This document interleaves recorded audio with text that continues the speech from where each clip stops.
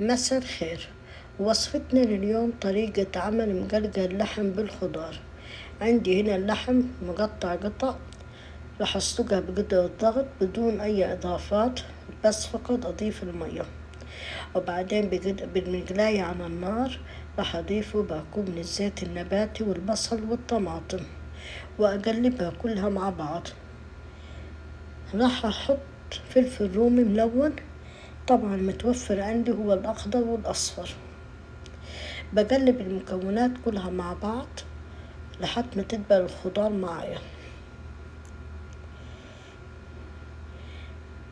راح أحط ملعقة من الفلفل الأسود والكمون وبهارات اللحم،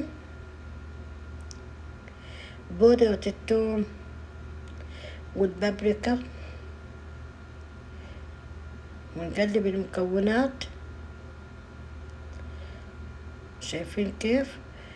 وقطع اللحم المسلوقة اللي سلقتها، ونستمر بالتقليب.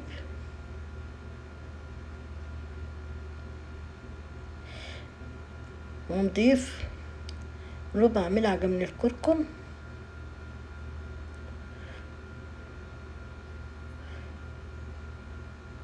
وملح حسب الرغبة. طبعا هذه الوصفة ممكن تسووها الغدا، ممكن تسووها العشاء.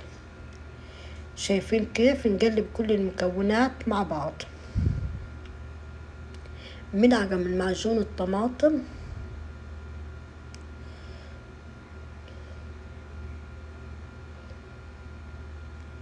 وأقل من ربع خل أسود، أقل من ربع ملعقة خل أسود.